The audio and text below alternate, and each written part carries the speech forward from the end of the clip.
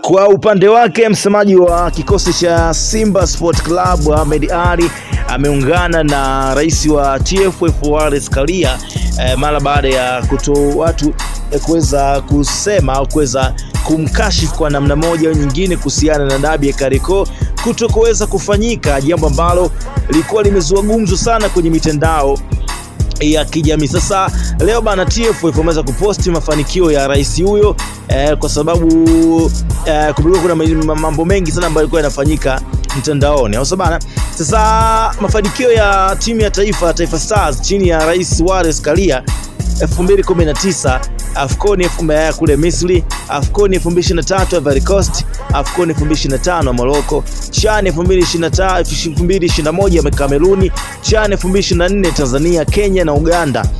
Sasa Ahmed Ally amekuja kwenye ukurasa wake wa Instagram, ameandika anatokea moyo mmoja anamzihaki huyu rais au kikundi cha vijana wa ovyo wanaziaki mamlaka za mpira wetu. Hii nchi huru umepitiliza sana. Wallace Karia na bodi ya ligi wanapaswa kuheshimiwa, kuanzia kutunzwa na kulindwa, maana wamefanya kazi kubwa, wanaendelea kufanya kazi kubwa kwenye mpira wetu. Yote tuliokuwa tunayaota kwenye mpira sasa hivi hivi yanatokea. Yale tuliyozani magumu kwa Karia yanawezekana, na hawa haitoshi, tunaiona kesho njema mpira wa Tanzania nchi ya Karia na chini ya Karia na wenzake. President Wallace Karia na uongozi wako wa TFF na bodi ya ligi, msirudi nyuma na msikubali mtu akaturudisha nyuma. Sasa hivi tunawaza World Cup, tunawaza utawala wa AFCON na ubingwa wa Afrika ngazi za klabu. Kama umpendi Karia, penda mafanikio yake.